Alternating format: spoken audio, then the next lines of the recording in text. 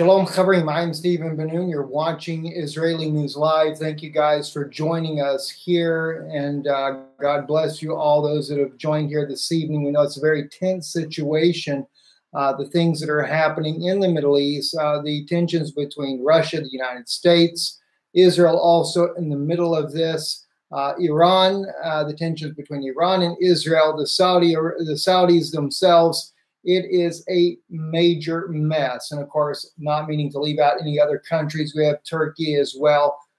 Everywhere there is a lot of problems. And just to kind of get you up to speed on things as we watch to see how things are going to go, whether or not the U.S. will go ahead with the attack or the strike on the Syrian soil or not. We're going to be looking at several things here in just a moment. But first, let me just let you know things that we have been finding out. The Syrian military has moved its assets from its own private runways, military runways. They have moved their assets closer onto military runways with the Russian military.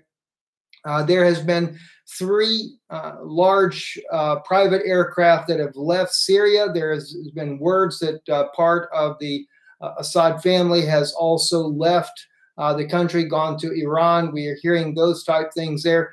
All these ships that Russia had at the Tartus base have deployed out to sea, with the exception of 1 submarine. I think there was 11 vessels in port there.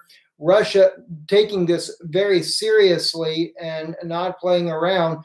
And even though President Trump is kind of handling the situation in a very odd way, using Twitter to speak out about his strike on Syria, we also know that the French president, as well as Theresa May, also are willing to go along with the strike. Theresa May saying that she would be willing to do the strike even without a vote from her own parliament there.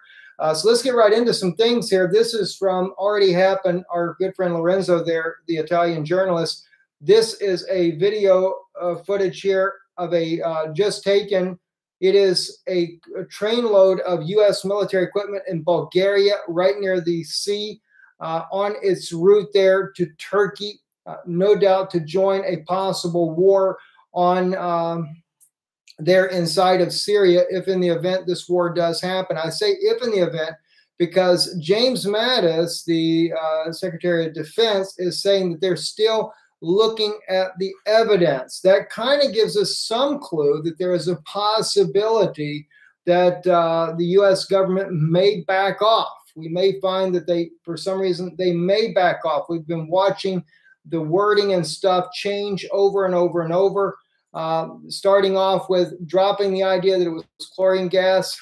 State Department saying it may not be chlorine gas. We don't know what it actually is, to the situation that we have currently. Now the Defense Minister, James Mattis, saying that they're still examining the evidence. So perhaps maybe we're doing a good job by trying to get the truth out there. And maybe someone is listening that is making a difference. Your prayers, etc., just whatever may make that difference. It could stop this inevitable war, or what appears to be an inevitable war there. I realize, as far as when I look at biblical prophecy, I realize that this is eventually, somewhere along the lines, it's going to happen. But we got to stand there and be a voice for truth there. By the way, just to give you a bird's eye view of where that's at, we're looking at Bulgaria right here. It's right in this area here where the train was actually videoed at. So fixing across into Turkey to Istanbul, and would be en route to get closer to the Syrian border, which kind of lets you know that Turkey is definitely involved on the side of the U.S. in order for them to transport this particular material there, or it could be loaded onto another Ro-Ro ship, as it was the other day, and it could be transported down to either Lebanon or even Jordan. Not really sure exactly where that's going to go to. This is the article from the BBC. Theresa May to act on Syria without MPs' vote, is what sources are saying right now. Says the Prime Minister is said by government insider to see the need for a response as urgent. She wants to prevent a repeat of the apparent chemical attack near Damascus, which she described as abhorrent. Labour's Jeremy Corbyn was warned that bombing could escalate the situation. Mrs. May is understood to be reluctant to ask U.S. President Donald Trump to hold off any action until she has the opportunity to consult MPs at Westminster. So looks like she's getting ready to just dive headlong into this. Unless President Trump comes around and backs off of this, it looks like it's going to be a very, very sad day indeed in Syria there. Interestingly enough, though, I've also considered the possibility that President Trump, even though he may do a massive bombing campaign, it's really interesting to see how that the Syrian government has moved its assets to where Russian military bases are. So they may just go in there and bomb blank airfields with nothing on them. That'd be kind of interesting to see if that's the way this actually happens. I don't know as of yet. Here was something I really found interesting, though. Putin, the world is getting more chaotic, but hope that common sense will prevail. You know, he's really been quiet about this whole issue until now. And I kind of figured he would do like that. He's more of a statesman than what President Trump is. I hate to say that, but President Trump tweets anything and everything. But anyway, the President Putin says the state of the world affairs invokes nothing but concerns. The situation in the world is becoming more chaotic, Putin said on Wednesday during a ceremony to welcome new ambassadors to Russia. Nevertheless, we will still hope that common sense will eventually prevail and international relations will enter a constructive course. The entire world system will become more stable and predictable. Moscow will continue to advocate strengthening global and regional security and will fully adhere to its international responsibilities, develop cooperation with our partners on constructive and respectful basis. Why can't we get the president to do that? Or is he just under the pressure of the deep state? I know a lot of the people that support President Trump believe it is the deep state that is pulling his strings there. And maybe so. I want to say it's not. But then again, he may be part of that deep state. Moscow to Trump, are smart missiles an attempt to destroy alleged chemical attack evidence in Syria? Another RT article that came out today said smart missiles should fly towards terrorists and not the lawful government, Syria's lawful government, which has spent several years fighting against international terrorism on its territory. Russian Foreign Ministry spokesperson Maria Zakharova said in a response to Trump's tweet on Wednesday. She added the U.S. may be seeking to undermine an inspection by chemical weapons experts who are planning to investigate on the ground in Syria after the alleged attack, which sparked the current confrontation between Russia and the U.S. And she states here, are the OPCW inspectors aware that smart missiles are about to destroy all evidence of chemical weapons use on the ground, or is that the actual plan to cover up all evidence of this fabricated attack with smart missile strikes so that international inspectors had no evidence to look for? Zakharova asked that question there. Very troubling indeed as we see these things that are unfolding here. When it came to President Trump's tweet, Russia to Trump, we don't Twitter diplomacy. Hours after President Trump announced on Twitter that the U.S. will be attacking Syria and warned Russia about partnering with Syria's leaders Bashar al-Assad, the Kremlin has responded by brushing him off. We do not participate, they said, in Twitter diplomacy. So Dmitry Peskov, who is the Kremlin spokesperson, we support serious approaches. We continue to believe that it is important not to take steps that could harm an already fragile situation. But nonetheless, Russia is not playing around. And I don't think that President Trump would be playing around either. Although I do believe he has bad intel, I am sure that regardless of his actions on trying to convey his point about bombing Syria, nonetheless, I would hope that he would take his thinking seriously, but I would also hope that he would look at the evidence far deeper than what he's already doing. According to this particular tweet that just went out following an aircraft in Russia, the Russian Air Force putting out the Il-96. It is a modified version. This one here was headed to St. Petersburg. This happens to be, of course, an advanced command center. It also has defense capabilities on board, but it's not the only one that is en route.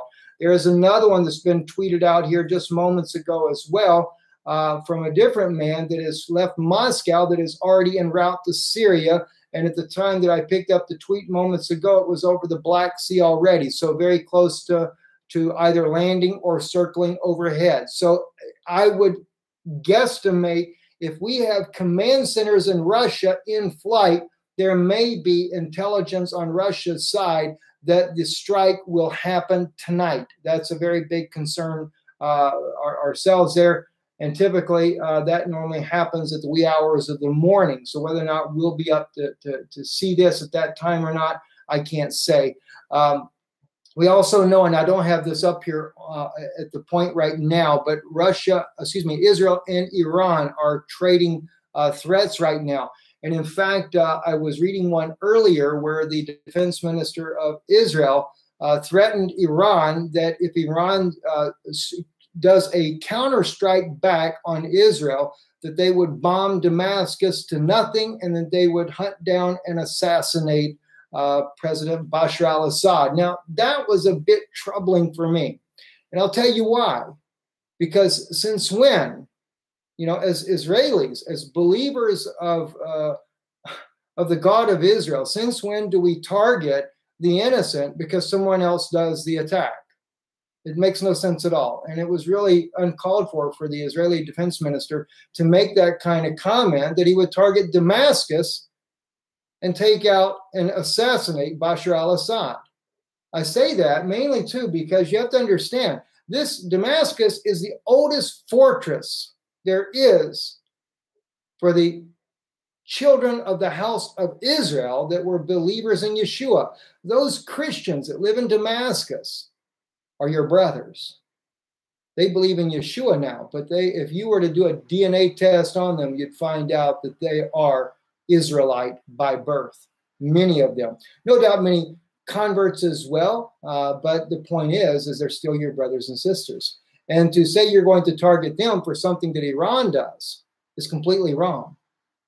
And I know Iran has done the same thing before as well. They've talked about wiping Israel off the map if the U.S. goes to target them in an attack, that if there is a U.S.-led coalition strike on Iran, that they would wipe Tel Aviv or Haifa off the map. It goes the same way. What business do we have threatening someone else? Nonetheless. Anyway, guys, this last tweet I wanted to share with you guys, this was something interesting that I had not seen before. And I should say, let me just pause this thing, and I can't stop you from seeing it, unfortunately. Well, maybe I can a little bit. Let me see if I can or can't. Oh, I just can't, can I? Do it like that. There we go. Oh, still getting it all messed up in here. The sensitive images, and I apologize, I wasn't thinking before I clicked this on here. What we're dealing with here, these are mercenaries that are fighting on behalf of the Saudi kingdom against the Yemenite people inside of Yemen there. And they are using African mercenaries to do their fighting.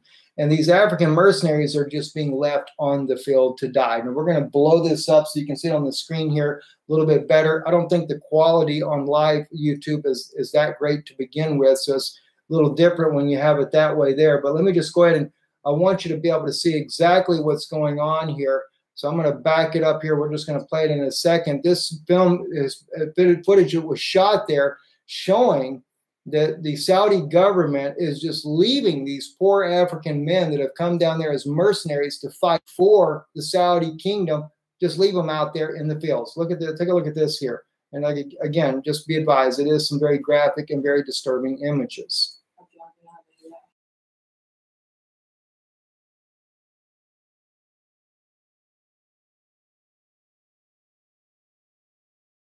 The U.S. really condemns the Assad government, alleging that they use chemical weapons.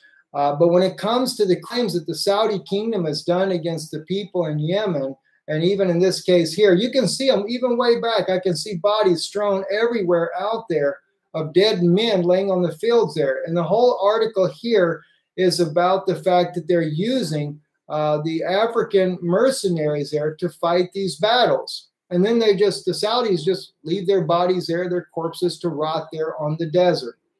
Very troubling indeed to see this type of imagery and this type of barbaricness there that is happening.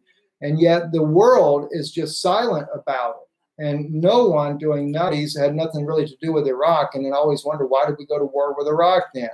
Kind of you wonder, all these bad choices made by the government heads. It's not the American people, it's the government heads that make these decisions. As General Wesley Clark said, these certain nations that would be taken down, and they're doing exactly that. I'm Stephen Ben-Nun. You're watching Israeli News Live. I would love to be able to say shalom, but you know, truly and truly, there is no peace. It is Ein Shalom. Good evening.